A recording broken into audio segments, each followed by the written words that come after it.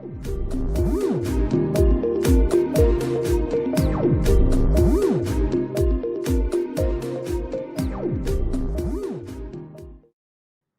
Techies, welcome back to டெக்கிசைன். இன்னைக்கு நம்ம ஃப்ரண்ட் எண்ட் அண்ட் பேக் எண்ட்னா என்னன்னு பார்க்க போகிறோம். இது அங்கவை, இது சங்கவை. ரொம்ப பொங்க வச்சிட்டீங்க போல இருக்கு Sivaji. Okay for you. Front எண்ட்னா என்ன? ஃப்ரண்ட் எண்ட் டெவலப்மெண்ட்னா HTML, CSS, JavaScript வச்சு கோட் பண்ணி விஷுவலாக நம்ம வெப்சைட்டை ஆர் வெப் அப்ளிகேஷனை நம்ம கண்ணால் பார்க்கக்கூடிய விஷயங்கள் எல்லாமே ஃப்ரண்ட் எண்ட் தான் சொல்லுவோம். இது ரொம்ப ஃபோக்கஸ் பண்ணுறது graphics design, lay out, content, navigation, இது எல்லாமே நம்ம ஃப்ரண்ட் எண்டில் பார்ப்போம்.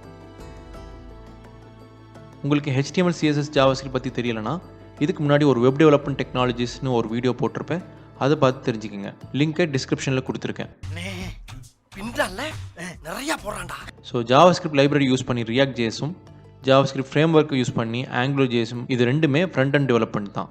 அதில் மெயினாக HTML, CSS, JavaScript எலிமெண்ட்ஸ் எல்லாமே கலந்து தான் இந்த ரெண்டு ஃப்ரேம் ஒர்க்லையும் இருக்குது. You bloody stupid idiot! What the hell you are talking? யா புள்ள, சாமி நம்ம பாத்துடா. நம்மள மாதிரி கத்துது. No. ஸோ இந்த ஃப்ரண்ட் எண்ட் கோடிங் பண்ணுற எல்லாத்தையுமே நம்ம ஃப்ரண்ட் எண்ட் டெவலப்பர்ஸ்னு சொல்லுவோம், இல்லாட்டி UI UX டெவலப்பர்ஸ்னு சொல்லுவோம். பேக் எண்ட்னா என்ன?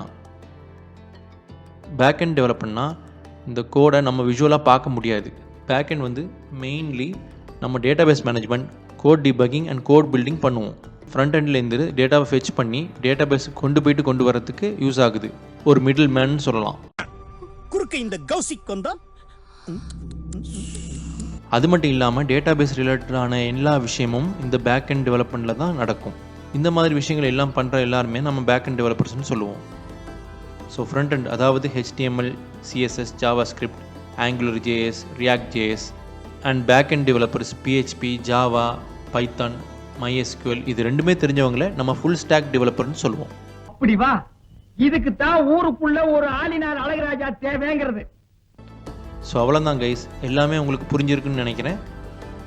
அடுத்து இந்த மாதிரி ஒரு இன்ட்ரெஸ்டிங்கான வீடியோவோட உங்களை சந்திக்கிறேன்.